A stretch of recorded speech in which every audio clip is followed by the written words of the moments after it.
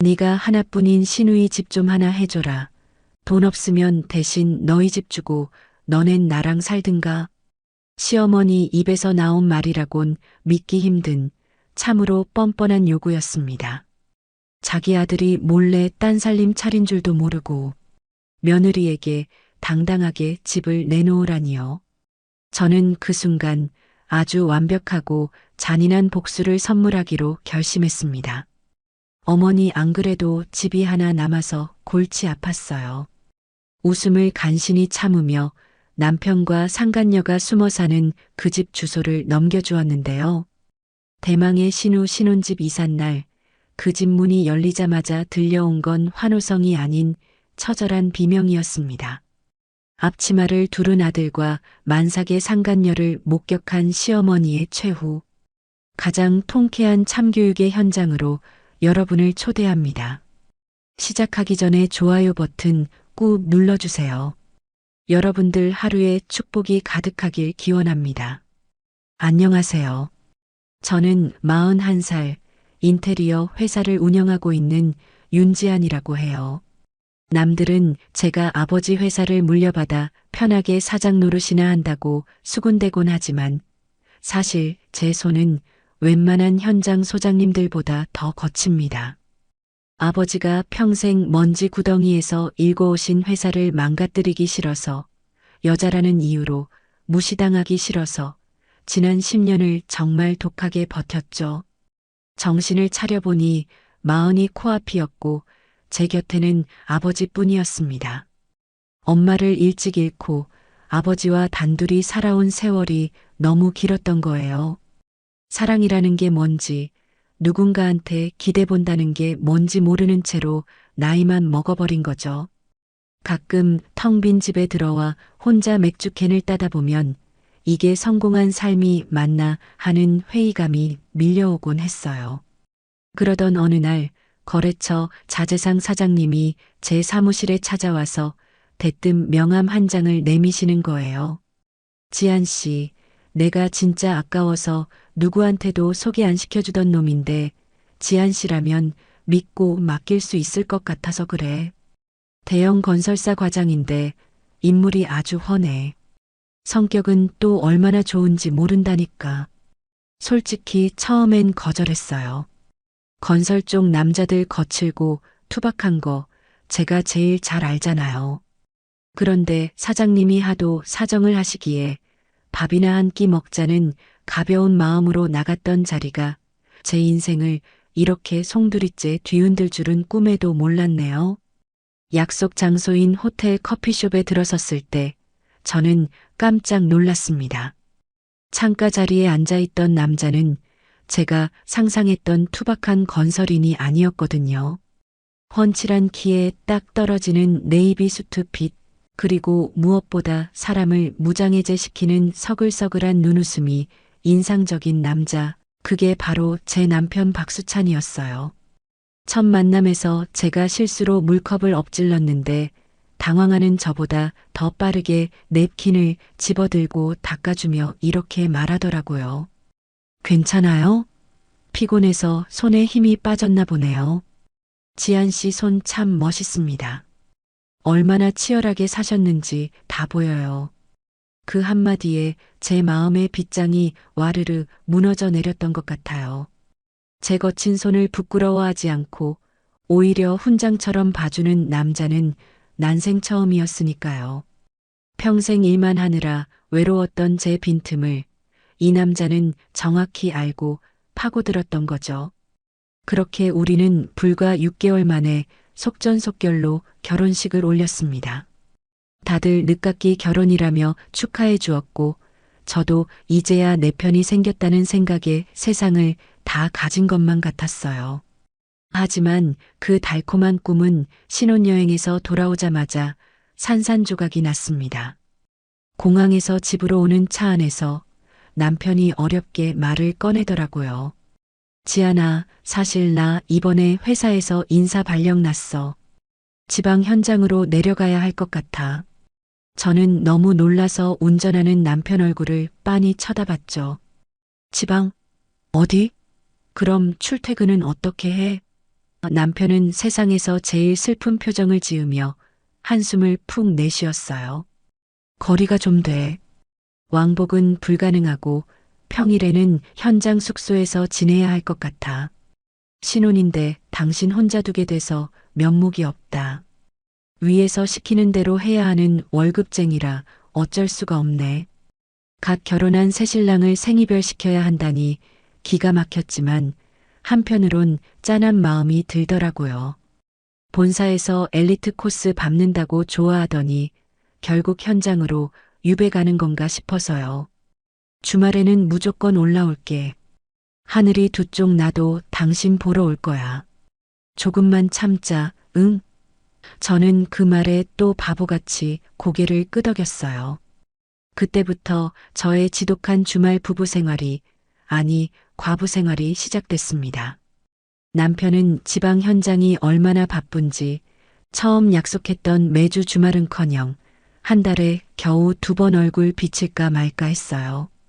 금요일 밤이 되면 저는 현관문만 바라보며 강아지처럼 기다렸지만 남편은 늘 밤 12시가 넘어서야 파김치가 된 얼굴로 들어오곤 했죠. 여보 왔어? 하고 달려나가면 제 어깨에 힘없이 기대는 거예요. 아우 죽겠다. 이번 현장 소장님이 아주 악질이야. 밥은 또 얼마나 빨리 드시는지 대충 먹는 척하고 컵라면으로 때웠더니 속이 다 쓰리네. 그 말을 들으면 제 가슴이 미어지는 것 같았어요. 저는 서울에서 따뜻한 밥 먹고 편하게 자는데 남편은 저 먼 타지에서 고생만 하다 오는 것 같아서 죄책감까지 들었으니까요. 그래서 남편이 오는 날이면 저는 새벽부터 시장을 받아가 최고급 한우, 장어, 전복까지 상다리가 휘어지게 보양식을 차려냈습니다. 남편이 허겁지겁 밥을 먹는 모습을 보며 흐뭇해했고 돌아갈 때면 양손 가득 반찬이며 영양제를 챙겨 보내느라 바빴죠. 하지만 제 시어머니는 그런 제 노력이 성에 차지 않으셨는지 전화만 하시면 제 속을 벅벅 긁어 놓으셨어요. 너 우리 수찬이한테 보약 좀 해먹였니? 애가 지난번에 보니까 얼굴이 반쪽이 됐더라. 너는 아빠 밑에서 편하게 지내지만 내 아들은 밖에서 뼈 빠지게 고생해서 널 먹여 살리는 거 아니니? 여자가 돈 좀 있다고 남편 우습게 알면 안 된다. 남편 길을 살려줘야 집안이 일어나는 거야. 명심해라. 기가 막히고 코가 막힐 노릇이었죠. 사실 남편 월급은 남편 용돈 쓰기에도 빠듯해서 생활비며 관리비, 양가 경조사비까지 전부 제 수입으로 충당하고 있었거든요. 하지만 남편 자존심 다칠까봐 시댁에는 비밀로 하고 네, 수찬 씨 덕분에 제가 호강하죠 하며 입을 다물고 있었던 게 화근이었나 봐요. 시어머니는 진짜 자기 아들이 대기업 다니면서 저를 먹여 살리는 줄 알고 저렇게 기세등등하셨던 거죠. 그래도 저는 꾹 참았어요. 가족이 그리웠던 저는 이 사람들과 잘 지내고 싶은 마음에 자존심이고 뭐고 다 내려놨던 겁니다. 그러던 어느 날 제 인생에 진짜 로또 같은 일이 터졌습니다. 결혼 전부터 틈틈이 넣어뒀던 청약 통장이 서울 한복판, 그것도 한강이 내려다 보이는 40평대 최고급 신축 아파트에 덜컥 당첨된 거예요. 당첨 문자를 확인하는 순간 심장이 쿵쿵 뛰고 손이 떨려서 한참이나 휴대전화 화면만 들여다봤네요. 제일 먼저 고생하는 남편이 생각나더라고요. 이제 우리 남편 지방에서 올라오면 편히 쉴 수 있게 호텔처럼 꾸며줘야지. 주말마다 호캉스하는 기분 들게 해줘야겠다.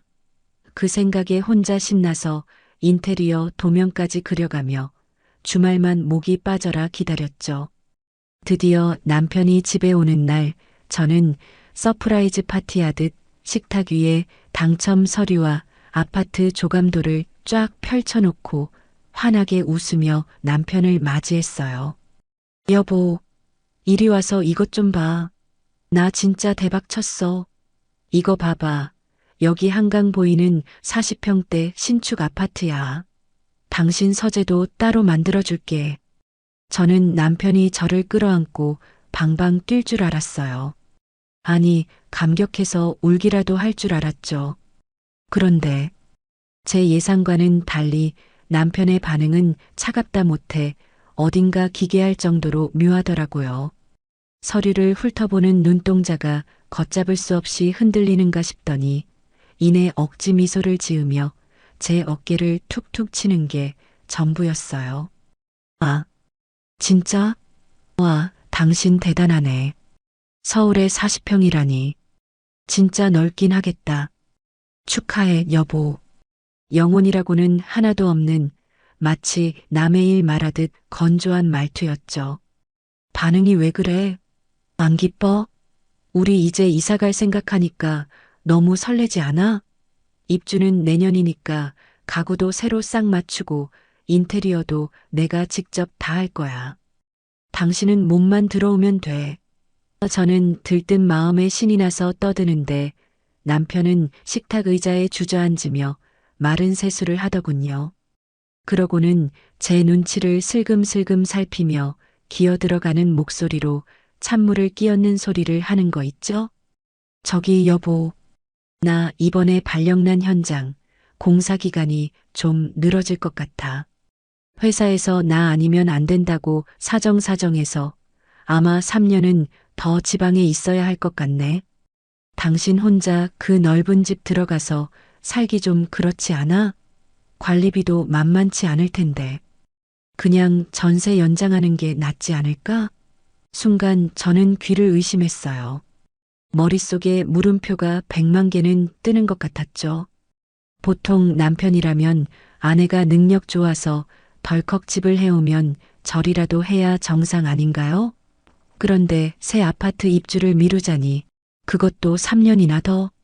게다가 전세를 주자니 그때 제가 남편의 그 흔들리는 동공을 식은땀이 맺힌 이마를 제대로 들여다봤어야 했는데 사랑에 눈이 멀어 멍청했던 저는 그저 이 사람이 나 혼자 넓은 집에 있는 게 미안해서 가장으로서 자격지심 때문에 저러나 보다 하고 착각하고 말았어요. 속상한 마음에 입술을 삐죽이며 남편의 팔을 잡아 끌었죠. 무슨 소리야? 당신 없어도 나는 넓은 집에서 살고 싶은데 주말에라도 올라와서 편하게 쉬다 가면 되지. 왜 당신은 우리 집 생기는 게 싫어? 제 말에 남편은 화들짝 놀라며 손사래를 치더군요. 아니, 아니야. 싫긴 왜 싫어. 그냥 당신 혼자 적적할까봐 걱정돼서 그러지. 알았어. 당신 하고 싶은 대로 해. 인테리어 예쁘게 해놓으면 나도 주말마다 올라오는 맛나겠네. 하. 남편은 어색하게 웃으며 상황을 무마하려 했지만 저는 왠지 모를 찝찝함을 지울 수가 없었죠. 하지만 남편은 그날 이후로 부쩍 앓는 소리를 자주 하기 시작했어요. 전화 통화를 할 때마다 콜록거리거나 목소리에 잔뜩 힘을 뺀 채 죽어가는 신용을 하더라고요. 어느 날은 영상 통화를 걸어왔는데 배경으로 보이는 숙소 벽지에 곰팡이가 슬어 있는 걸 일부러 비춰주면서 한숨을 푹푹 쉬는 겁니다. 지안아, 나 진짜 여기서는 더 못 살 것 같아. 어제는 자는데 천장에서 물이 떨어지더라. 보일러도 고장나서 찬물로 씻었더니 몸살기가 도는 것 같고 이러다가 내가 먼저 골병 들어서 죽지 싶다. 화면 속 남편의 축 처진 어깨를 보니 제 마음이 찢어지는 것 같았어요. 대기업 건설사 과장이라면서 회사에서 제공하는 숙소가 저 모양이라니 화가 치밀어 오르기도 했고요. 제가 당장 회사에 따지라고 했더니 남편은 손사래를 치며 말리더군요. 안 돼, 안 돼. 지금 현장 분위기 살벌해서 그런 말 꺼냈다가는 바로 찍혀. 그냥 내가 좀 참아야지. 근데 여보, 나 부탁 하나만 해도 될까? 부탁? 뭔데? 말해봐. 내가 현장 근처에 좀 깔끔한 오피스텔이나 아파트를 전세로 얻어서 나가고 싶은데 알다시피 내 돈은 지금 펀드랑 주식에 다 묶여 있어서 당장 뺄 수가 없네. 손해보고 빼기에는 액수가 너무 커서. 혹시 당신 여유 자금 좀 있어? 남편이 우물쭈물하며 꺼낸 액수는 3억이었습니다.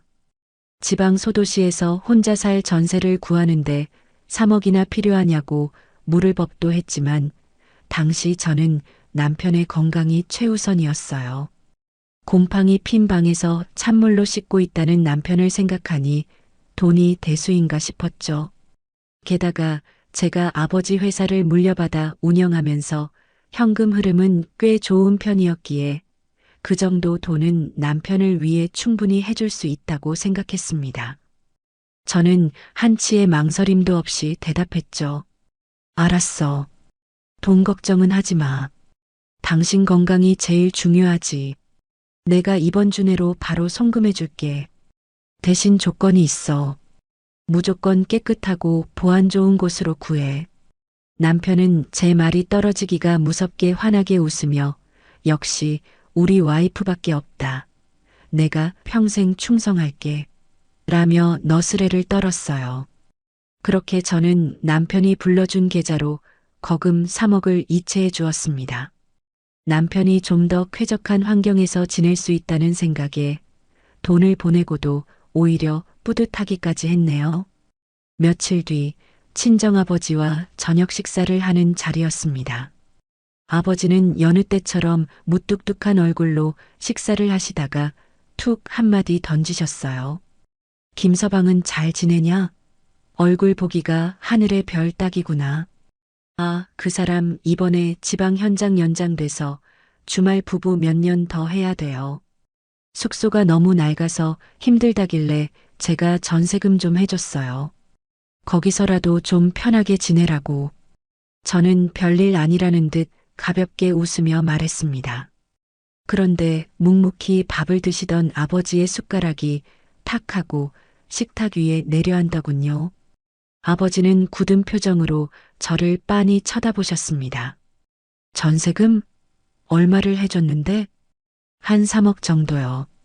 거기 아파트 값이 좀 올랐나 봐요. 그 순간 아버지의 미간이 깊게 패였습니다. 평생 산전수전 다 겪으며 바닥에서부터 회사를 일궈 오신 아버지의 눈빛은 매서웠어요. 아버지는 물을 들이키시고는 났지만 단호한 목소리로 말씀하셨습니다. 지안아, 부부 사이라도 돈 문제는 확실히 해야 한다. 억 단위가 넘어가는데 그걸 그냥 줬어. 너 당장 가서 김서방한테 차용증 받아둬라. 아빠, 무슨 소리야? 남도 아니고 부부끼리 무슨 차용증을 써? 남편 자존심 상하게. 나 그런 거 안 해. 제가 손을 저으며 거절하자 아버지는 식탁을 가볍게 두드리며 경고하듯 말씀하셨어요. 네가 세상을 너무 모르는구나. 사람 속은 아무도 모르는 거다.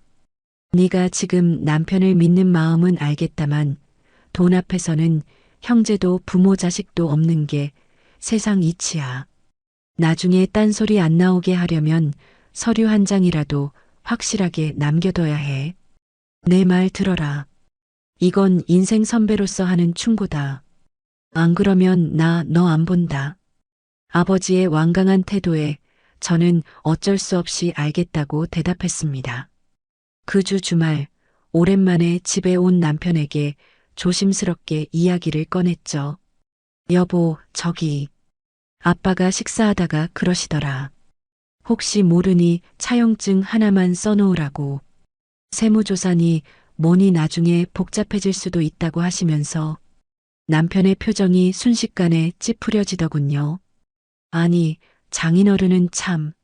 사위가 도둑놈도 아니고 무슨 마누라한테 돈 빌리는데 차용증을 쓰라 마라 하셔? 나 못 믿으시는 거야? 아니야, 그런 게 아니라 아빠 워낙 꼼꼼하시잖아. 그냥 형식적인 거야. 당신 기분 나빠하지 말고 그냥 도장 하나만 찍어줘. 그래야 아빠도 안심하시지. 남편은 입이 대빨 나와서 투덜거리면서도 결국 아휴 진짜 치사해서 원. 내가 빨리 돈 벌어서 갚든가 해야지라고 궁시렁대며 제가 내민 차용증에 인감도장을 쾅 찍어 주었습니다. 저는 그 종이 한 장이 나중에 어떤 위력을 발휘하게 될지 그때는 상상조차 하지 못한 채 서랍 깊숙한 곳에 처박아 두었죠. 그러던 어느 날 사건은 예고도 없이 터졌습니다. 주말을 보내고 월요일 새벽같이 지방 현장으로 내려간다며 나간 남편이었습니다. 저는 남편을 배웅하고 화장실에 갔다가 현관에 덩그러니 놓인 낯익은 가죽 지갑을 발견했죠. 남편의 지갑이었어요. 항상 뒷주머니에 넣고 다니던 건데 신발을 신다가 빠진 모양이었습니다. 지방까지 운전해서 가야 하는데 지갑이 없으면 낭패잖아요. 나간 지 10분도 채 안 된 시간이라 아직 고속도로 톨게이트는 못 빠져나갔겠다 싶었죠. 급하게 휴대전화를 들어 남편에게 전화를 걸었습니다. 여보. 왜? 나 운전 중인데.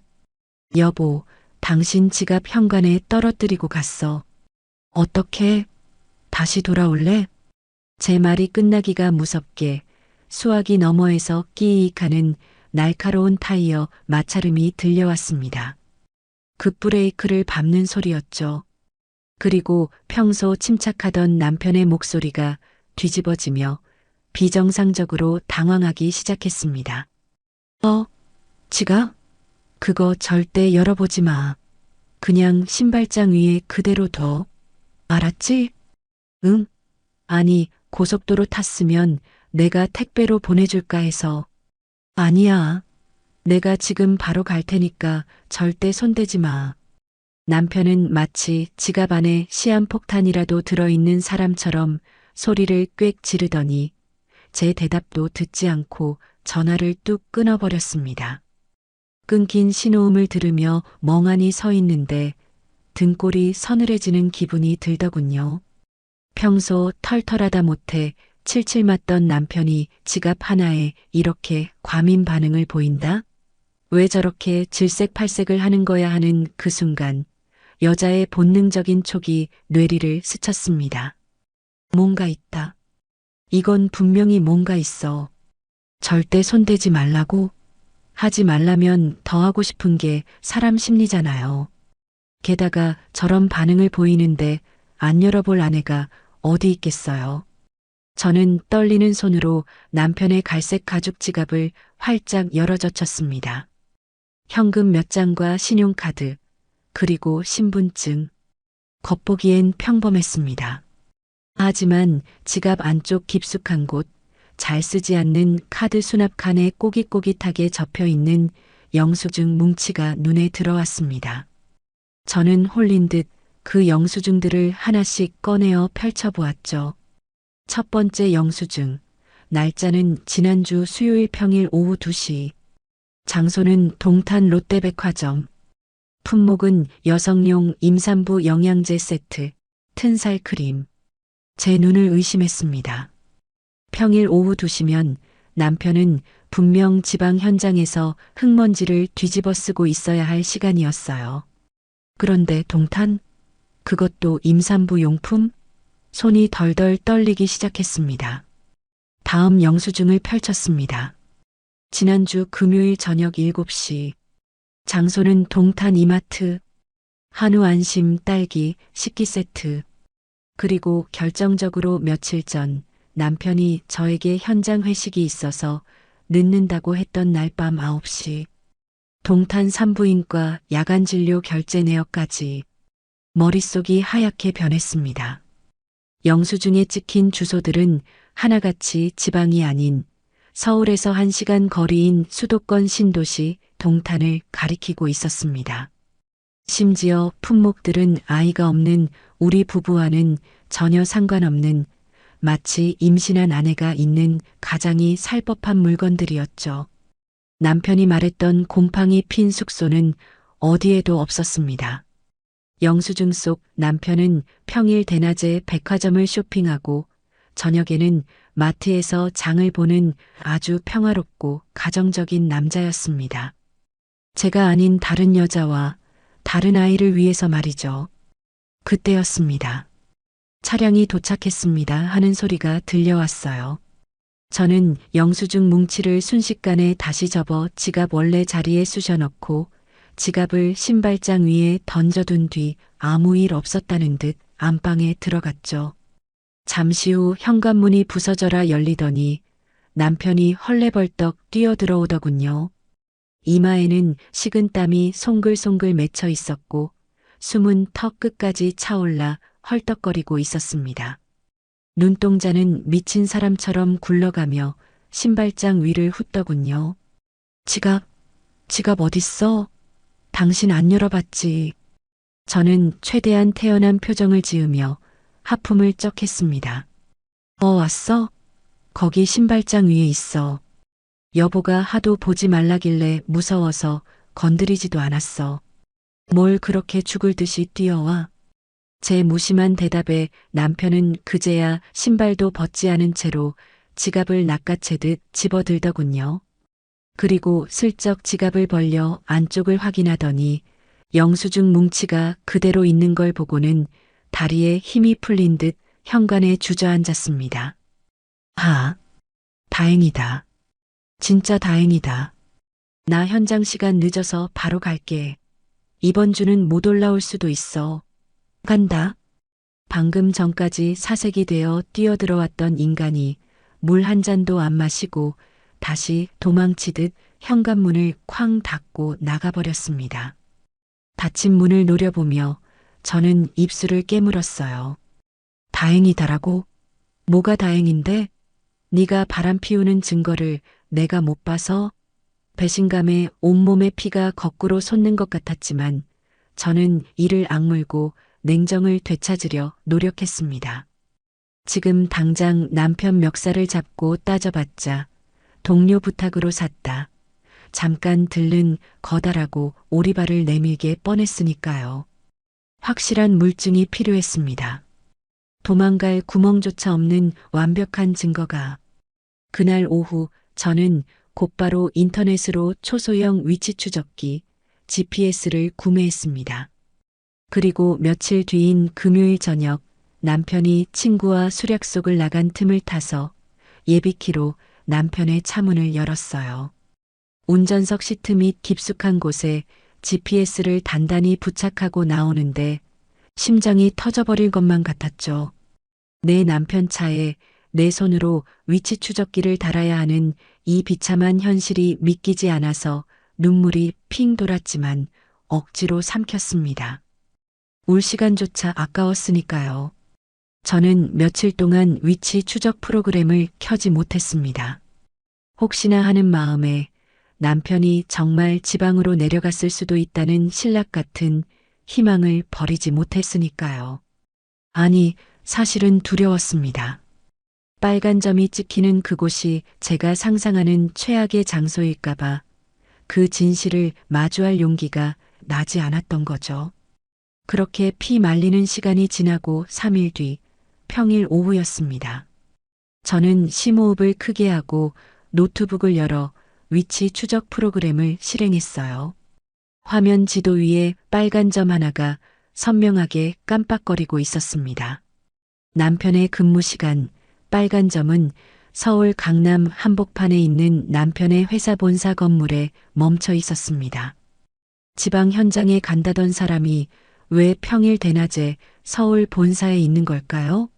손이 덜덜 떨리기 시작했습니다. 하지만 이건 시작에 불과했습니다. 퇴근 시간이 지나고 저녁 7시가 되자 멈춰있던 빨간 점이 움직이기 시작했습니다. 저는 숨을 죽이고 모니터 화면만 뚫어져라 쳐다봤습니다. 남편의 차는 강남대로를 빠져나와 경부고속도로를 타더군요. 제발 지방으로 가라.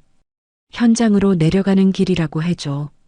속으로 수천 번을 빌고 또 빌었습니다. 하지만 빨간 점은 야속하게도 쭉 뻗은 고속도로를 달리다가 동탄 IC라는 글자 앞에서 망설임 없이 빠져나갔습니다. 그리고 동탄 신도시 안으로 진입하더니 어느 신축 대단지 아파트 안으로 쏙 들어가 멈춰 섰어요. 밤 10시가 넘어도 새벽 2시가 되어도 빨간 점은 그 아파트 단지 주차장에서 미동도 하지 않았습니다. 다음 날도 그 다음 날도 마찬가지였습니다.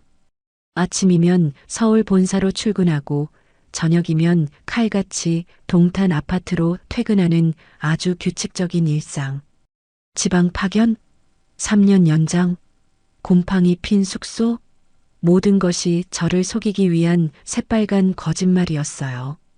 마지막 확인 사살을 위해 저는 떨리는 목소리를 가다듬고 남편 회사 인사팀에 전화를 걸었습니다. 안녕하세요. 박수찬 과장 아내인데요. 남편이 연락이 안 되는데 남편이 발령받은 지방현장 소장님이나 다른 직원분 번호 좀 알 수 있을까요? 수화기 넘어 직원은 당황한 목소리로 대답했습니다. 네. 사모님 무슨 말씀이세요? 박수찬 과장님 3년째 본사 기획팀 근무 중이신데요. 지방 발령 나신 적 한 번도 없습니다. 지금 바꿔드릴까요?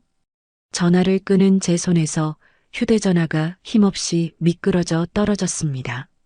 머릿속에서 퍼즐 조각이 탁 하고 맞춰졌어요. 남편이 앓는 소리를 하며 받아간 제 피 같은 돈 3억. 그 돈은 지방 전세금이 아니라 동탄에 있는 상간녀와의 신혼집 전세금으로 들어간 거겠죠.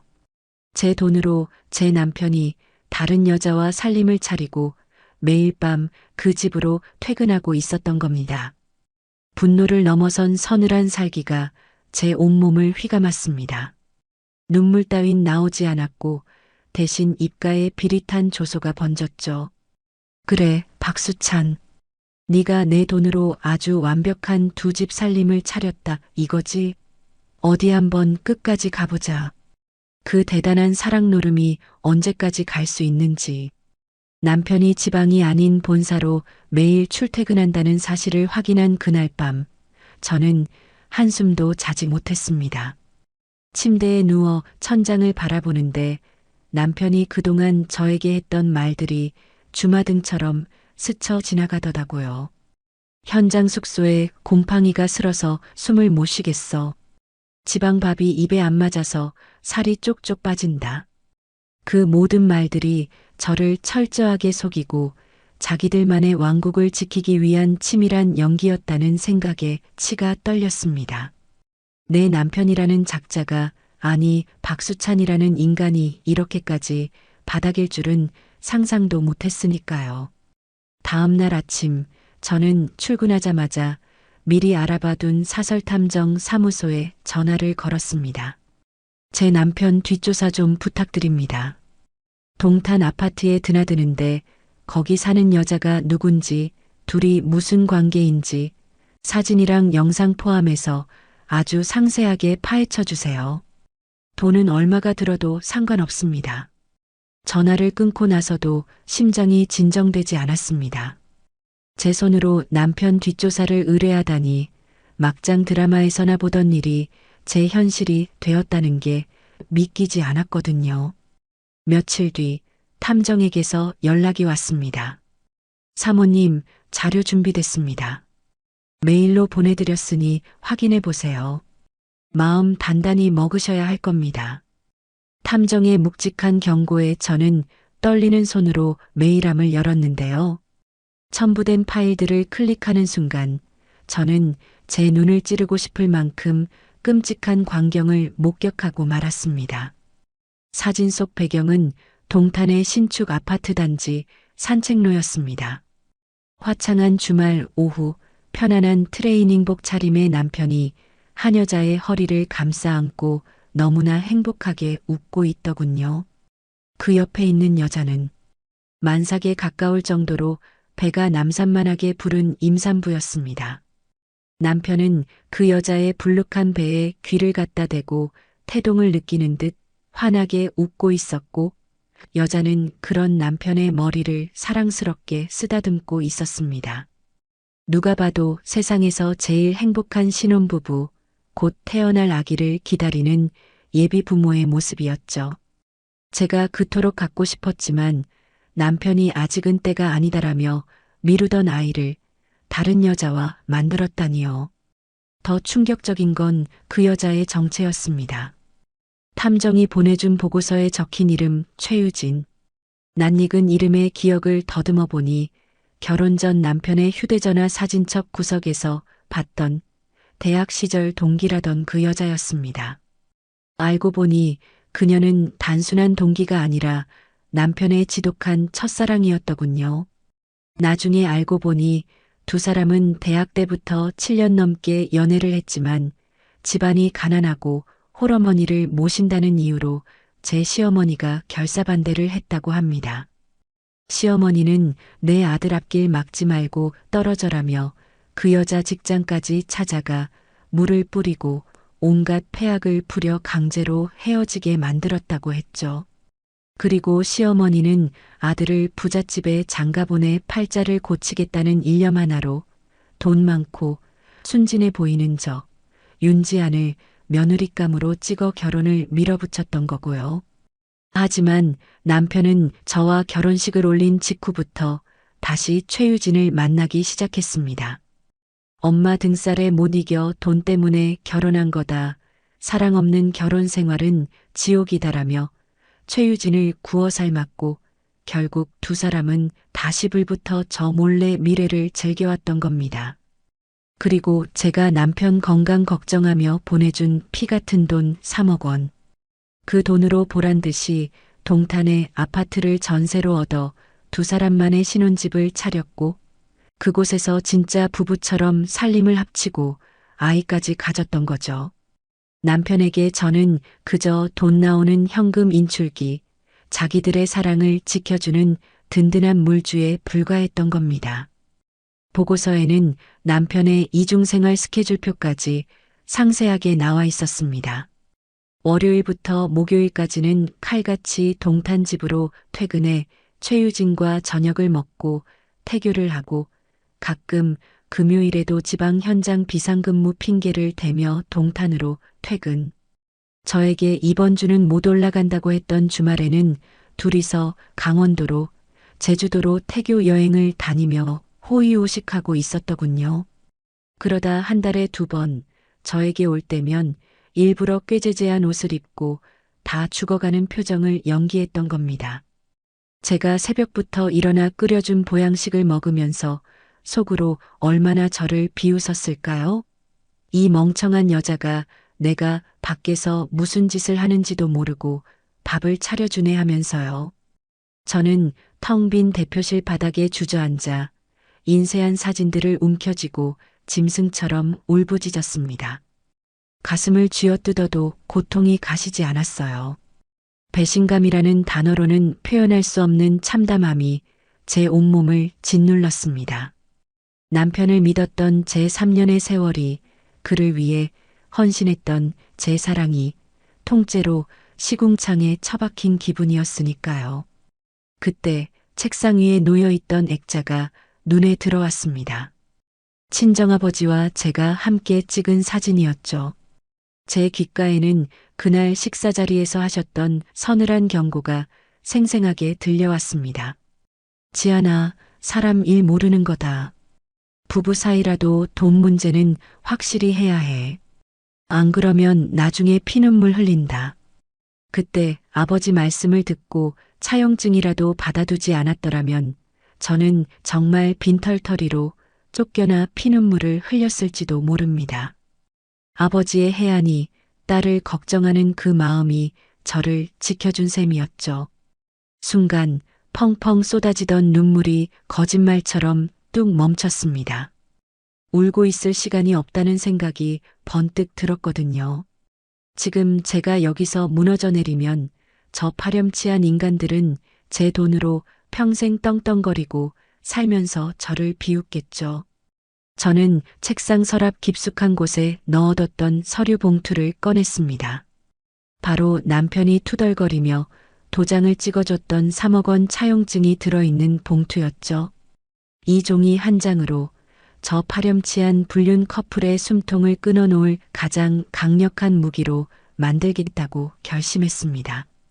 단순히 이혼하고 끝내는 게 아니라 저들이 가장 행복해하는 순간, 가장 높은 곳에 올라갔다고 착각하는 순간에 가장 잔인한 방법으로 나락으로 떨어뜨리겠다고요. 폭풍전야의 고요함처럼 저는 평소와 다름없이 회사에 출근하고 남편의 안부 전화를 받아주며 칼을 갈고 있었습니다. 그러던 어느 날 오후 회사에서 업무를 보고 있는데 시어머니에게 전화가 왔는데요. 예, 너 지금 당장 회사 앞으로 좀 나와라. 근처 카페에 와 있다. 할 말이 있으니까 잔말 말고 빨리 튀어와. 다짜고짜 호출이라니 평소 같으면 무슨 일인가 싶어 놀랐겠지만 지금은 오히려 반가웠습니다. 드디어 올 것이 왔구나. 시어머니가 또 무슨 헛소리로 내 속을 뒤집어 놓으려나 싶어 입꼬리가 슬쩍 올라가더군요. 저는 하던 일을 멈추고 핸드백을 챙겨 들었습니다. 그 안에는 혹시 모를 상황을 대비해 녹음기까지 켜놨죠. 회사 앞 카페에 도착하니 시어머니는 팔짱을 낀 채 인상을 잔뜩 찌푸리고 계셨습니다. 제가 자리에 앉자마자 대뜸 한숨부터 푹 쉬시더군요. 어머니, 무슨 일 있으세요? 표정이 안 좋으시네요. 제 물음에 시어머니는 기다렸다는 듯 탁자를 탁 치며 언성을 높이셨습니다. 내가 지금 표정이 좋게 생겼니? 너 우리 유리 결혼 준비하는 거 알지? 근데 그 예비 신랑이라는 놈 집구석이 글쎄 해온다는 집이 코딱지만한 빌라 전세라지 뭐냐? 아니, 내 딸을 어떻게 그런 구질구질한 데서 살게 해? 내가 기가 막혀서 잠이 안 온다. 잠이. 시누이가 결혼한다던 남자는 성실한 회사원이라고 들었는데 시어머니 눈에는 성에 안 찼나 봅니다. 자기 아들은 마누라 돈으로 전세 얻어서 딴 살림 차린 것도 모르고 사위 될 사람한테는 집을 해오라며 큰 소리치는 꼴이라니. 속으로 코웃음이 나왔지만 저는 짐짓 걱정스러운 척 맞장구를 쳤습니다. 어머, 그래요? 요즘 집값이 워낙 비싸서. 그분도 최선을 다하신 걸 텐데 어머님 속상하시겠어요. 속상한 정도가 아니야. 내 친구 딸들은 다들 의사 사위, 변호사 사위 얻어서 40평, 50평 아파트 척척 들어가는데 내 딸만 빌라에서 시작하는 꼴을 내가 어떻게 보니? 내 자존심이 허락을 안 해. 시어머니는 분통을 터뜨리며 빨대로 스무디를 쭉 빨아드시더니 갑자기 눈을 번뜩이며 저를 빤히 쳐다보셨습니다. 마치 먹잇감을 발견한 맹수처럼 탐욕스러운 눈빛이었죠. 그리고 이어진 말은 제 상상을 초월하는 개소리였습니다.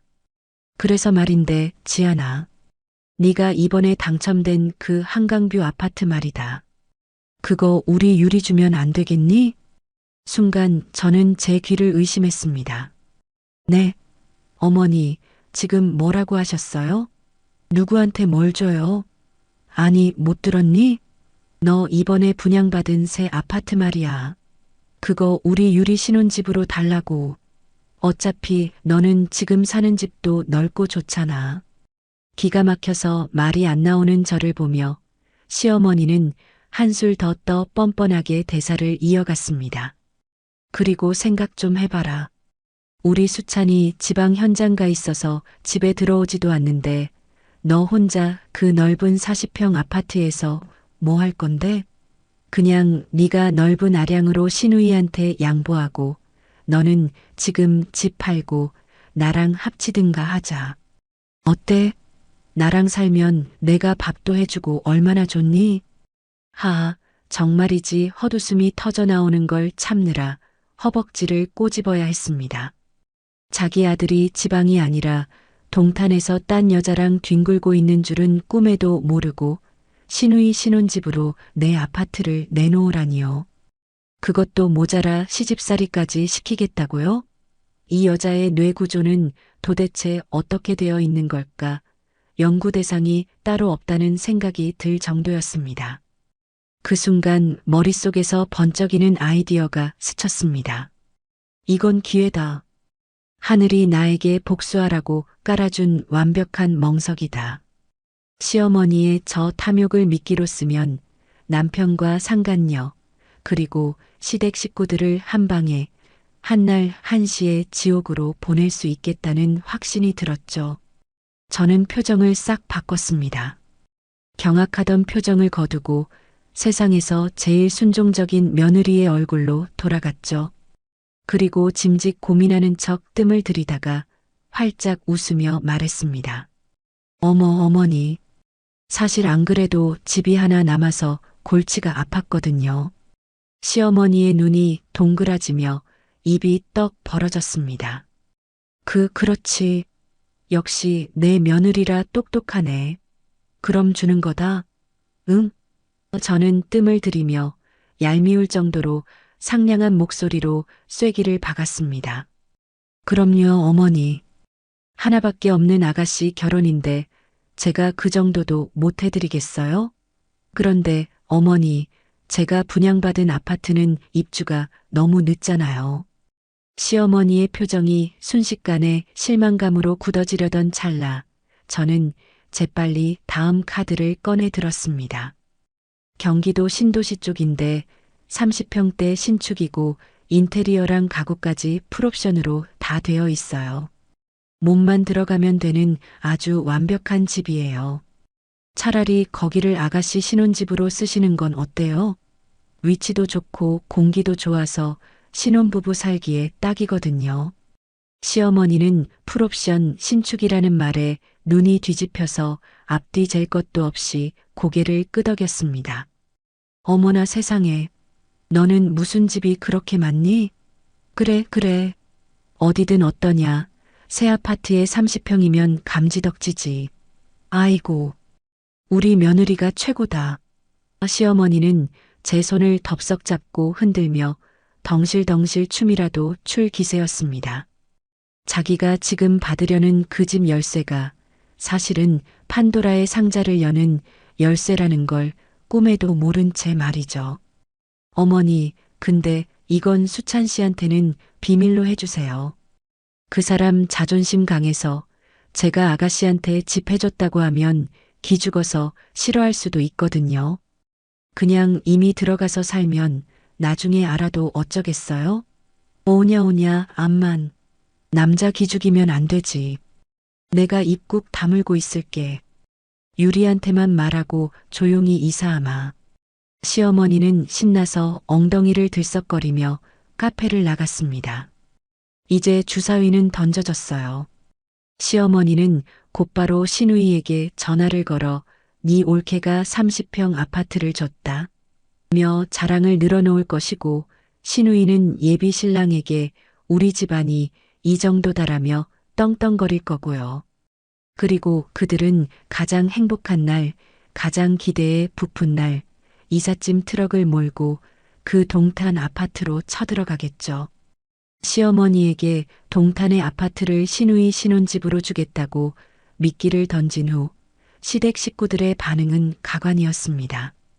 마치 로또라도 맞은 사람들처럼 이성을 잃고 날뛰기 시작했거든요.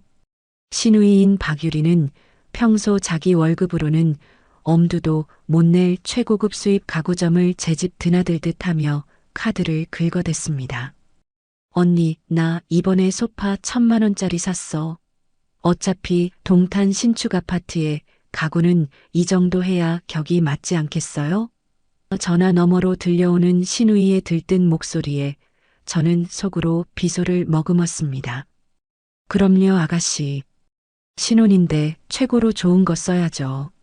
알부? 에이, 그냥 일시불로 시원하게 긁으세요. 인생 한 번뿐인데. 제 부추김에 신우이는 신이 나서 냉장고도 침대도 전부 백화점에서 제일 비싼 모델로 계약했습니다. 시어머니 역시 동네방네 떠들고 다니느라 바빴습니다. 시장통 생선가게 아주머니한테도 미용실 원장님한테도 심지어 지나가는 경비 아저씨한테도 자랑을 늘어놓으셨다더군요. 우리 며느리가 내 귀에 딱 눌려서 집 문서를 갖다 바쳤지 뭐야. 역시 여자는 남편 그늘 아래 있어야 해. 내 아들이 대기업 건설사 에이스라 며느리가 꼼짝 못한다니까. 예비 사위인 강민호 씨 앞에서도 어깨에 뽕이 잔뜩 들어가서 갑질을 해대셨고요. 강서방, 자네는 처가 덕볼 생각 말고 몸만 들어와서 우리 유리한테 잘해. 집 해오라고 닥달 안 한 것만 해도 감지덕지인 줄 알아. 예비 사위는 그동안 무시당했던 서름도 있고 30평 아파트가 생긴다는 사실에 연신 고개를 조아리며 네, 장모님. 평생 은혜 갚겠습니다라고 굽신거렸습니다. 정말이지 한편의 블랙 코미디가 따로 없었습니다. 모두가 탐욕에 눈이 멀어 자신들이 걸어가고 있는 길이 낭떠러지라는 걸 전혀 눈치채지 못하고 있었으니까요. 이사 이틀 전날 밤 저는 남편에게 전화를 걸었습니다. 모레면 모든 게 끝장날 테니 마지막으로 남편의 가증스러운 목소리를 들어두고 싶었거든요. 여보, 현장 일은 좀 어때? 많이 힘들지? 남편은 기다렸다는 듯 앓는 소리를 시작했습니다. 아휴, 말도 마. 허리는 끊어질 것 같고 소장님은 옆에서 닥달하지. 진짜 죽겠다 죽겠어. 아마 옆에는 만삭의 최유진이 누워서 남편의 가슴팍을 간지럽히고 있겠죠. 저는 속에서 치밀어 오르는 구역질을 억지로 삼키며 세상에서 가장 다정하고 배려심 깊은 아내를 연기했습니다. 저런, 우리 남편 고생해서 어떡해. 여보, 사실 주말에 친정 부모님이 집에 오시기로 했거든. 당신 피곤할 텐데 굳이 무리해서 안 올라와도 돼. 괜히 와서 장인어른 눈치 보지 말고 거기서 늦잠도 자고 푹 쉬어. 내가 알아서 잘 말씀드릴게. 진짜? 아유, 장인어른 오신다는데 내가 가봐야지. 남편은 짐짓 아쉬운 척했지만 목소리 끝에 걸린 안도감과 기쁨은 숨길 수가 없더군요. 아니야, 당신 건강이 우선이지. 이번 주는 그냥 쉬어. 알았지? 그래. 당신이 정 그렇다면. 알았어. 고마워, 여보. 당신 진짜 천사다. 전화를 끊은 남편은 쾌재를 부르며 최유진에게 이번 주말에는 서울 안 가도 돼. 라고 떠들고 있겠죠. 상상만 해도 피가 거꾸로 솟았지만 저는 차갑게 웃으며 휴대전화를 내려놓았습니다. 그래, 실컷 즐겨라. 그게 네 인생의 마지막 평화로운 밤이 될 테니까. 같은 시각 저는 흥신소 직원에게 문자 한 통을 받았습니다. 확인 완료. 동탄 아파트 도어락 비밀번호 본가와 동일하게 남편분 생일 4자리입니다. 역시나 제 예상이 맞았습니다. 단순하고 멍청한 박수찬은 비밀번호조차 단순했죠. 모든 준비는 끝났습니다. 이제 이 거대한 쇼에 막을 올릴 시간만 남았습니다. 이삿날 아침, 이삿날이라는 걸 축복이라도 하듯 날씨마저 눈치 없이 화창했습니다. 구름 한 점 없는 파란 하늘 아래 동탄의 고급 신축 아파트 단지 입구로 거대한 5톤 트럭이 굉음을 울리며 진입했습니다. 신우이가 혼술하고 사들인 수천만 원짜리 명품 가구들이 가득 실려 있는 트럭이었죠. 그 뒤를 이어 초대형 사다리차가 위풍당당하게 따라 들어왔고 시어머니와 신우이, 예비 신랑까지 온 가족이 총출동했습니다. 저는 선글라스를 끼고 트렌치 코트를 입은 채 여유로운 발걸음으로 그들에게 다가갔습니다. 1층 로비에서 저를 발견한 시어머니는 예비 사위 보란 듯이 턱을 치켜들며 특유의 앙칼진 목소리로 쏘아붙이셨어요. 예, 넌 왜 이렇게 늦게 오니? 우리가 얼마나 기다렸는지 알아? 청소는 제대로 해둔 거 맞지? 끝까지 시어머니 노릇을 하며 갑질을 하려는 모습에 헛웃음이 났습니다. 네, 어머니. 걱정 마세요. 사람 써서 먼지 한 톨 없이 깨끗하게 해뒀어요. 어서 올라가시죠. 저는 아무런 대꾸도 하지 않고 엘리베이터 버튼을 눌렀습니다. 엘리베이터 안에는 저와 시어머니, 신우이, 예비 신랑 그리고 이삿짐 센터 직원 2명이 함께 탔습니다. 좁은 공간에 묘한 긴장감이 흐를 법도 했지만 올라가는 내내 시어머니의 훈계는 멈추지 않았습니다. 지안아, 네가 이렇게 굽히고 들어오니 얼마나 보기 좋니? 여자가 아무리 돈 잘 벌어도 시댁 어른한테 잘해야 복 받는 거야. 앞으로 우리 아들 지방에서 뼈 빠지게 고생하는 거 생각해서 내조 더 잘해라. 알았지? 옆에 있던 신우이도 거들었습니다. 맞아요, 언니. 오빠가 얼마나 고생하는데. 그리고 이 집 명의는 언제 내 앞으로 돌려줄 거야? 빨리 처리해줘요. 나 신혼여행 갔다 오면 바로 명예 이전하게. 이 철없는 모녀의 대화에 예비 신랑은 민망한지 헛기침만 해대고 있었습니다. 저는 속으로 끓어오르는 화를 꾹 누르며 세상에서 가장 상냥하고 우아한 미소를 지어 보였습니다. 네, 어머니. 안 그래도 그 사람 밖에서 참 부지런하게 살고 있더라고요. 제가 존경할 정도로요. 명예 이전도 걱정 마세요. 오늘 다 해결될 거예요. 부지런하게라는 단어에 힘을 주어 말했지만 그 뜻을 알아채기엔 그들의 탐욕이 너무 컸습니다. 띵하는 경쾌한 소리와 함께 엘리베이터가 멈춰 섰습니다. 마침내 상간녀가 있는 층, 판도라의 상자 앞에 도착한 것입니다. 복도에는 이삿짐 센터 직원들이 구루마를 끌고 대기 중이었고 예비 신랑도 기대에 찬 눈으로 고급스러운 현관문을 바라보고 있었습니다. 와, 역시 신축이라 문도 좋네. 도어락도 최신형이고. 예비 신랑의 감탄에 시어머니가 어깨를 으쓱하며 거만하게 저를 재촉했습니다. 뭐하니? 빨리빨리 문 열어라. 짐 들어가게. 직원분들 기다리시잖아. 마치 하녀 부리듯 명령하는 시어머니의 태도에 저는 속으로 마지막 카운트다운을 셌습니다. 3, 2, 1. 저는 도어락 앞으로 한 걸음 나섰습니다. 흥신소를 통해 이미 알고 있던 그리고 박수찬이 저와의 신혼집과 똑같이 설정해 둔 그 비밀번호. 남편은 참 한결같고 단순한 사람이었습니다. 거짓말을 할 때도 바람을 피울 때도 이다지도 멍청하게 흔적을 남겨뒀으니까요. 저는 도어락 덮개를 올리며 시어머니를 향해 차갑게 미소 지었습니다. 어머니, 아범이 참 단순한 사람이에요. 비밀번호를 어디나 똑같이 해둔다니까요.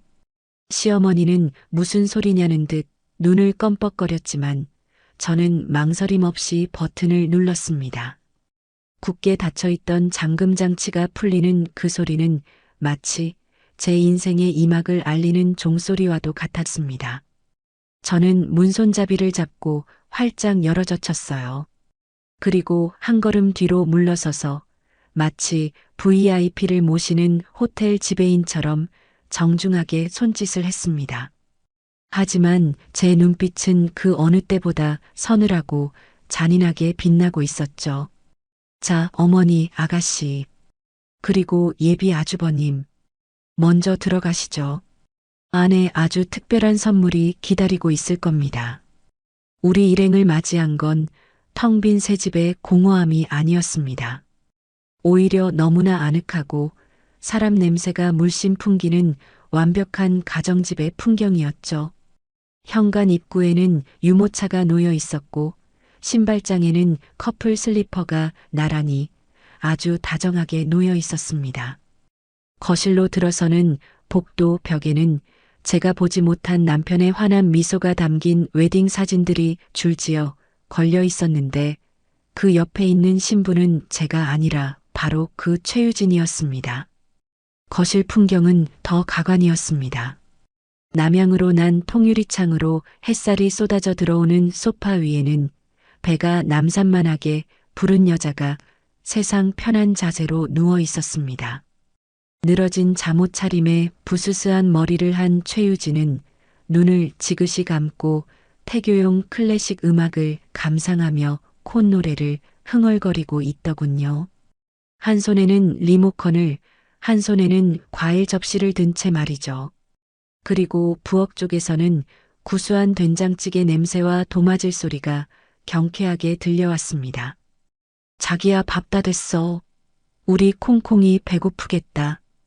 얼른 와서 간 좀 봐봐. 앞치마를 두르고 국자를 든 채 뒤를 돈 남자는 지방 현장 모래바람 속에서 뼈 빠지게 고생한다던 제 남편 박수찬이었죠. 그의 얼굴엔 윤기가 흘렀고 표정은 그 어느 때보다 평온하고 행복해 보였습니다. 저와 살 때는 라면 물 하나 못 맞춘다며 부엌 근처에도 안 오던 인간이 여기서는 아주 1등 신랑감 노릇을 하고 있었어요. 그러나 그 평화는 딱 3초 뒤 산산조각이 났습니다. 자기야?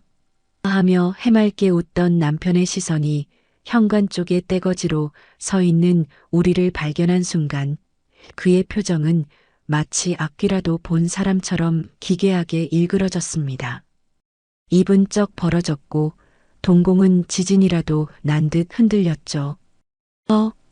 남편의 손에서 힘이 풀리며 들고 있던 국자가 바닥으로 떨어졌습니다. 챙그랑 하는 날카로운 금소금이 고요했던 집안의 공기를 찢어발기자 소파에 누워있던 불륜녀도 그 소리에 놀라 부스스 몸을 일으키며 짜증 섞인 목소리로 돌아봤습니다. 왜 그래? 애 떨어지게. 현관에 서 있는 시어머니와 눈이 마주친 최유진의 얼굴에서 핏기가 싹 가셨습니다. 마치 저승사자라도 마주한 듯 그녀는 비명조차 지르지 못하고 입을 틀어막으며 소파 뒤로 주춤주춤 물러났습니다. 가장 격렬한 반응을 보인 건 역시 시어머니였습니다. 처음엔 상황 파악이 안 돼서 멍하니 서 계시더니 이내 눈앞에 있는 여자가 과거 자신이 머리채를 잡고 물을 뿌려 쫓아냈던 찢어지게 가난한 집 딸 최유진이라는 사실을 깨닫고는 거품을 물기 시작했습니다. 네가 왜 여기 있어? 아니, 이 배는 또 뭐야? 으악, 이게 무슨 날벼락이야. 시어머니는 귀신이라도 본 듯 비명을 지르며 뒷목을 잡고 휘청거렸습니다. 지방에 있다던 아들이 앞치마를 두르고 있고 며느리에게 뺏어서 딸에게 주려던 아파트에 원수 같은 여자가 만삭으로 누워있으니 뇌회로가 정지될 만도 했겠죠. 그 아수라장 속에서 침묵을 지키던 한 사람, 바로 신우이의 예비 신랑이 입을 열었습니다. 그는 상황을 가장 냉정하고 빠르게 파악한 듯 했어요. 그동안 시댁 식구들에게 집도 못 해오는 능력 없는 놈 취급을 받으며 쌓였던 분노가 눈앞에 펼쳐진 이 더러운 막장 드라마를 목격하자마자 활화산처럼 폭발해버린 겁니다. 그 남자는 싸늘하게 굳은 얼굴로 시어머니와 남편을 번갈아 쳐다보더니 바닥에 침을 뱉듯 내뱉었습니다. 참나. 기가 막혀서. 장모님. 아니, 아줌마. 이게 그 대단한 동탄 신축 아파트입니까? 아드님이 지방에서 뼈 빠지게 일해서 번 돈으로 산 집이라면서요? 근데 왜 여기 딴 여자가 임신해서 누워있죠? 시어머니는 덜덜 떨며 아니, 강서방 그게 아니라 하며 변명을 하려 했지만 강민호 씨는 더 이상 들어줄 생각이 없었습니다. 됐습니다. 아주 개똥 같은 소리들을 하셨네요. 제가 병신입니까? 댁내 아들이 딴 살림 차린 집에 제 돈으로 혼수 채워 넣으라고요. 지금 이딴 더럽고 파렴치한 기생충 집안이랑은 결혼 못합니다. 아니, 안 합니다. 강서방, 무슨 말을 그렇게 해? 오해라니까? 시어머니가 바짓가랑이를 잡으려 하자 강민호 씨는 혐오스럽다는 듯 발을 빼며 소리쳤습니다. 이거 나요. 당신 딸이랑은 끝입니다. 파혼이라고요. 그는 뒤도 돌아보지 않고 쾅 소리가 나게 현관문을 닫고 나가버렸습니다. 그 순간 멍하니 서 있던 신우이 박유리가 오빠, 민호 오빠, 가지마 하며 울부짖으며 따라 나가려 했지만 다리에 힘이 풀려 그 자리에 주저앉고 말았습니다. 으앙, 이게 뭐야? 내 결혼 어떡해? 오빠 때문에 다 망했어. 오빠 저 여자 누구야? 미쳤어? 신우이는 바닥을 치며 통곡했고 거실은 순식간에 울음바다와 고성이 오가는 생지옥으로 변했습니다. 남편은 그제야 정신이 들었는지 사색이 된 얼굴로 제 앞으로 기어와 무릎을 꿇었습니다. 여보, 지안아, 내 말 좀 들어봐. 이게 어떻게 된 거냐면, 잠깐만.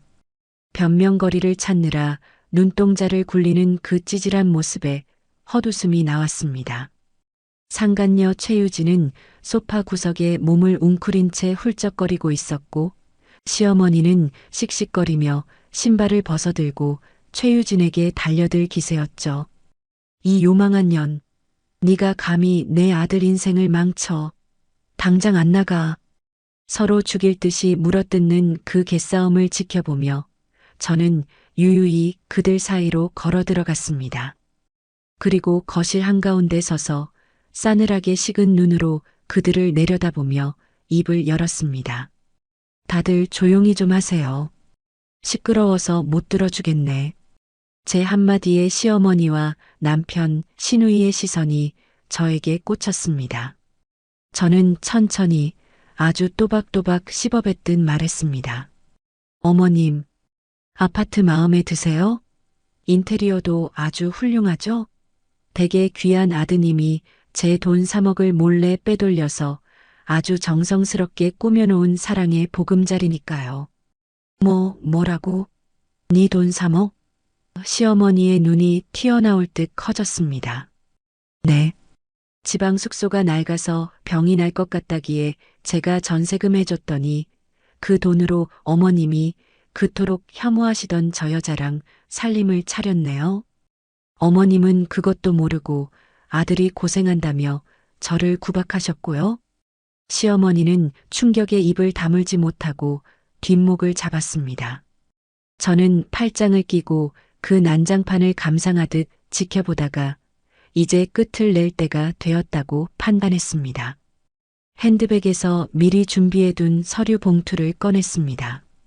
그리고 바닥을 기며 지안아 제발 나 좀 살려줘 라고 빌고 있는 남편의 얼굴을 향해 봉투를 툭 던졌습니다. 봉투 입구가 열리면서 서류들이 와르르 쏟아져 나왔습니다. 이혼소장, 위자료 청구 소송장, 그리고 가장 중요한 붉은 인주가 선명하게 찍힌 공증된 3억 차용증과 강제집행 예고장이었습니다. 남편은 떨리는 손으로 서류를 집어들더니 차용증에 찍힌 자기 도장을 보고는 사색이 되었습니다. 저는 남편을 싸늘하게 내려다보며 뼛속까지 시린 한마디를 던졌습니다. 당신이 그때 투덜대며 찍었던 그 도장 덕분에 내 돈 3억은 1원 한 푼 안 빠지고 완벽하게 회수될 거야. 법적으로 아주 깔끔하게. 남편의 눈동자가 심하게 흔들렸습니다. 지안아. 설마 진짜로? 설마가 사람 잡는다는 말 못 들어봤니? 난 이미 변호사 선임 끝났고 이 집 보증금 3억 원 전액에 대해 가압류 신청까지 마쳤어. 즉, 이 집에서 네 돈은 단 10원도 없다는 뜻이야. 당장 내일이라도 짐 싸서 나가야 할걸? 그 꼴을 보던 시어머니가 제 바짓가랑이를 잡고 늘어졌습니다. 자존심이고 뭐고 다 내팽개치고 오열하며 빌기 시작했습니다. 지안아, 며느라, 내가 잘못했다. 내 아들 한 번만 용서해다오. 우리가 죽을 죄를 졌다. 제발 이혼만은 하지 말아다오. 응? 내가 이렇게 빈다. 시어머니는 제 발등에 눈물을 뚝뚝 흘리며 애원했습니다. 아들이 빈털터리가 되고 며느리의 재력을 잃게 생겼으니 앞이 캄캄했겠죠. 하지만 저는 더 이상 그들의 악어의 눈물에 속을 만큼 어리석지 않았습니다. 저는 차갑게 시어머니의 손을 뿌리쳤습니다. 이거 놓으세요. 더럽게. 지안아. 안 그래도 집 하나 남아서 골치 아프다 했죠? 뭐 이제 변호사 써야지 어쩌겠어요? 옛날 같았으면 간통으로 콩밥도 먹일 수 있었는데 법이 바뀌어서 참 아쉽네요. 대신 제가 할 수 있는 모든 법적 조치는 다 취해드릴 테니 기대하세요. 아이고, 아이고 내 팔자야. 수찬이 너 이놈의 새끼. 네가 어떻게 애미 뒤통수를 쳐? 네가 사람 새끼냐? 며느리 돈을 훔쳐다가 저런 근본 없는 년이랑 놀아나? 내가 너를 어떻게 키웠는데? 시어머니는 가슴을 치며 통곡했지만 이미 엎질러진 물이었습니다. 아, 안 돼. 지안아, 제발. 남편의 절규를 무시하고 저는 마지막으로 소파에 웅크린 최유진을 노려보았습니다. 그리고 너, 임신한 거 축하해. 근데 어쩌니? 애 아빠가 이제 전과자의 빈털터리가 될 텐데. 그 비싼 영양제랑 태교 여행, 그게 마지막 호사였을 거야. 이제 네가 그토록 원하던 사랑, 가난 속에서 실컷 해봐. 저는 핸드백을 고쳐 메고 뒤돌아섰습니다. 전 이 구역질 나는 쓰레기통에서 그만 빠져드릴 테니 가족들끼리 알아서 지지고 볶고 살아보세요. 아, 참. 이삿짐은 어쩌나? 트럭 기사님이 기다리시는데. 그때 현관 밖에서 기다리던 이삿짐 센터 직원이 짜증 섞인 목소리로 소리쳤습니다. 사모님, 이거 짐 어떻게 합니까? 빨리 내려야 저희도 다음 현장 가죠. 파혼당해 정신이 나간 시누이는 대답도 못하고 울고만 있었고 남편은 멘탈이 붕괴되어 멍하니 있었습니다. 결국 결정을 내려야 하는 건 시어머니뿐이었죠. 하지만 30평 아파트에 넣으려고 샀던 그 거대한 수입 가구들을 넣을 곳이 어디 있겠습니까? 시어머니는 울며 겨자 먹기로, 아니 피를 토하는 심정으로 비명을 질렀습니다. 아 몰라. 일단 내 집으로 가. 빌라로 가라고. 아이고 내 팔자야. 이삿짐 센터 직원은 빌라요? 거기 좁아서 사다리 차도 안 들어갈 텐데. 추가 비용 나옵니다. 라며 혀를 찼습니다. 그 거대한 6인용 소파와 킹사이즈 침대, 양문형 냉장고가 시어머니의 좁아터진 20평 낡은 빌라에 쑤셔 박힐 꼴을 상상하니 웃음이 절로 나왔죠. 아마 거실은커녕 현관 입구부터 막혀서 발 디딜 틈도 없어지겠죠. 저는 마지막으로 그들에게 손을 흔들어 주었습니다. 이사 잘하세요. 그리고 법원에서 봅시다. 현관문을 열고 나가는 순간 등 뒤에서 다시 비명소리가 들려왔습니다. 야 이년아, 너 때문에 내 아들이 망했잖아. 나가, 당장 나가. 시어머니가 최유진의 머리채를 다시 잡았고, 아, 이거 나도 피해자야. 당신 아들이 사기친 거라고. 최유진도 악을 쓰며 대들었습니다. 시누이는 바닥을 치며 통곡하고 남편은 그 사이에서 터지고 서로가 서로를 탓하며 죽일 듯이 싸우는 그 아비규환의 소리가 현관문 너머로 통쾌하게 울려 퍼졌습니다. 현관을 나오니 이삿짐 트럭 기사님은 인상을 쓰며 짐을 다시 싣고 있었습니다. 그 화려한 명품 가구들이 트럭 짐칸에 처박히는 모습이 마치 저들의 앞날을 보여주는 것 같아 씁쓸하면서도 웃음이 났어요. 그날 동탄 아파트에서 쫓겨난 시댁 식구들의 행렬은 마치 폐잔병들의 피난길 같았습니다. 갈 곳 잃은 시누이의 그 거창하고 육중한 명품 혼수 가구들은 결국 시어머니가 사는 낡은 빌라로 향할 수밖에 없었죠. 엘리베이터도 없는 4층 빌라 계단을 낑낑대며 올라가는 직원들의 쌍욕 섞인 한숨 소리가 돈내방네 울려 퍼졌어요.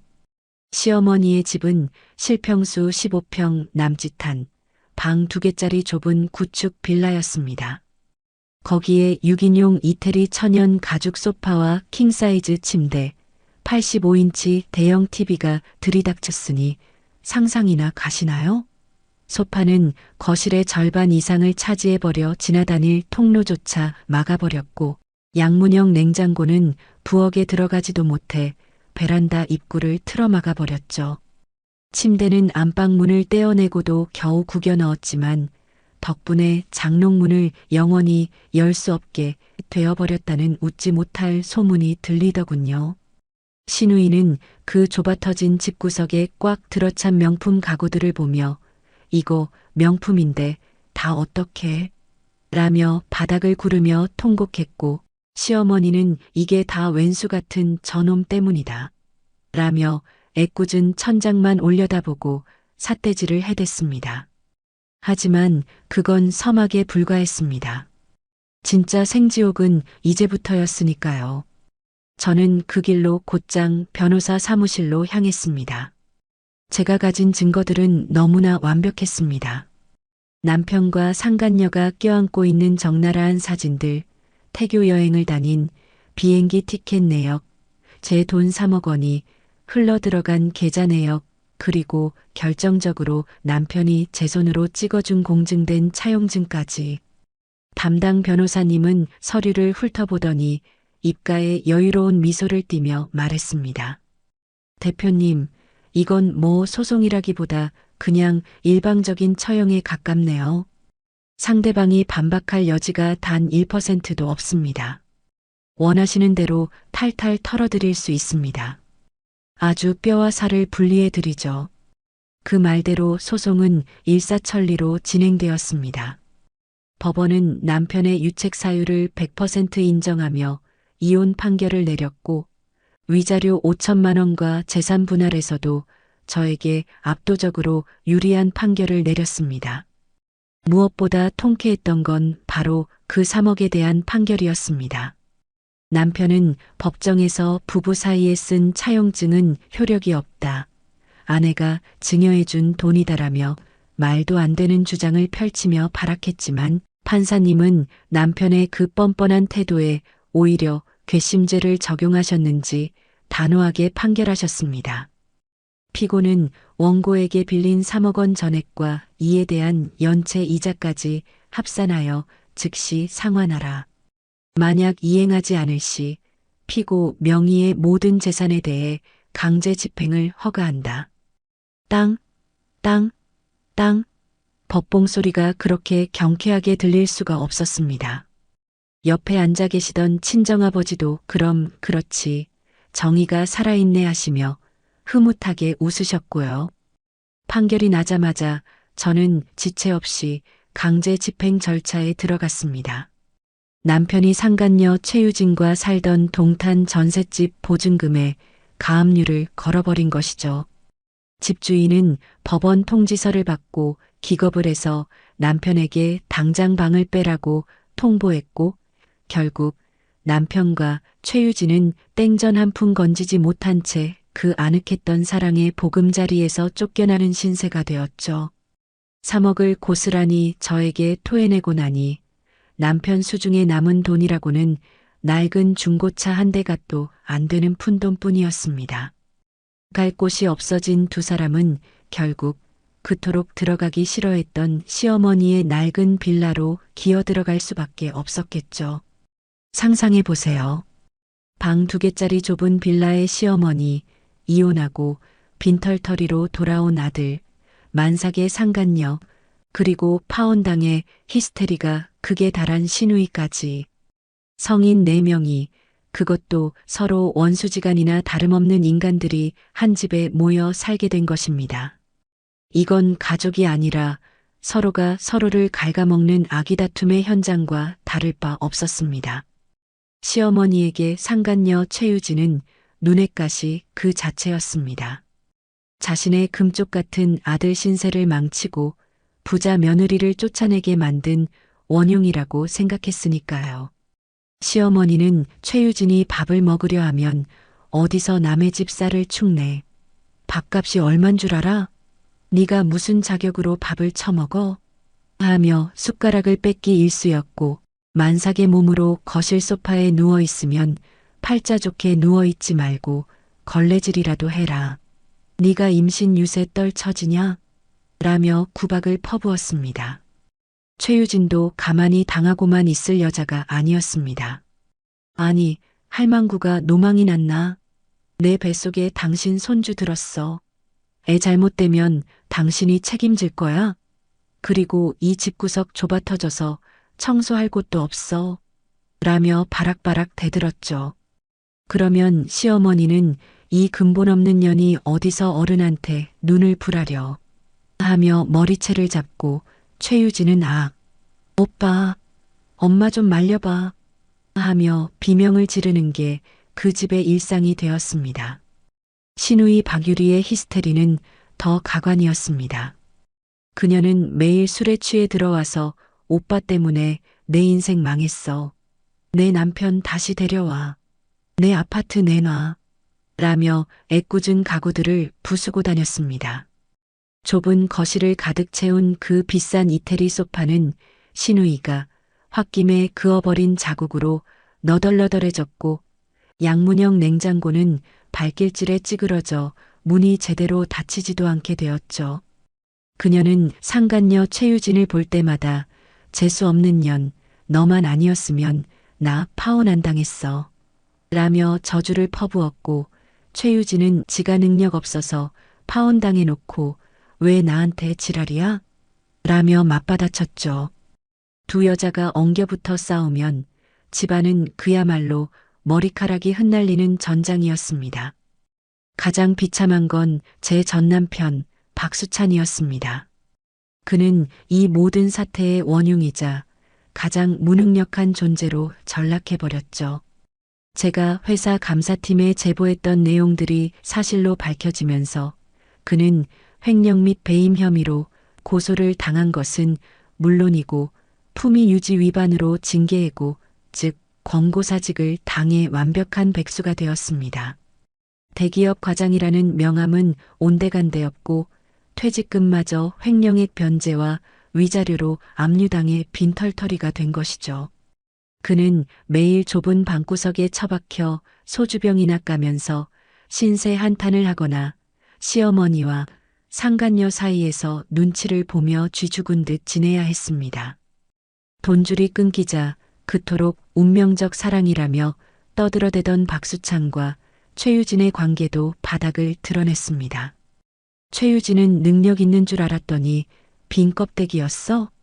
야, 당장 나가서 막노동이라도 해오란 말이야. 애 기저귀 값은 벌어와야 할 거 아니야. 라며 남편을 쥐잡듯 잡았습니다. 남편은 내가 대기업 다니던 사람인데 노가다를 어떻게 하냐. 좀 기다려봐. 라며 큰 소리쳤지만 현실은 시궁창이었습니다. 두 사람은 매일 돈 문제로 짐승처럼 서로를 물어뜯고 싸우며 너만 아니었으면 내 인생 이렇게 안 됐어. 라며 서로를 저주했습니다. 사랑? 로맨스?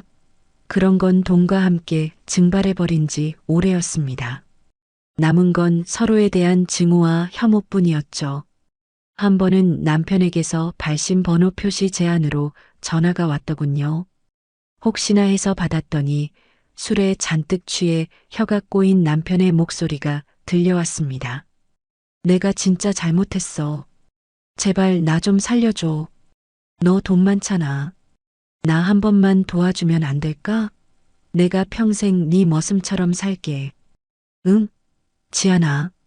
구질구질하다 못해 역겨울 정도였습니다. 저는 옆에 계시던 친정아버지가 들으시도록 스피커폰을 켜고 차갑게 비웃으며 말했습니다. 박수찬 씨, 거기 네가 제 발로 걸어 들어간 거야. 평생 거기서 그 대단한 첫사랑이랑 지지고 볶고 백년해로 하세요. 옆에서 듣고 계시던 아버지가 거두셨습니다. 여보게, 자니가 내 딸 눈에 피눈물 흘리게 해놓고 살려달란 소리가 나와? 내 눈에 흙 들어가기 전엔 우리 딸 볼 일 없으니 꿈도 꾸지 마시게. 아버지는 호탕하게 전화를 끊어버리셨고 우리는 서로를 마주보며 시원하게 웃었습니다.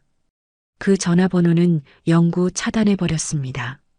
다시는 제 인생에 그 더러운 목소리가 들리지 않도록요. 반면 쓰레기들을 깨끗하게 치워버린 제 인생은 그야말로 탄탄대로였습니다.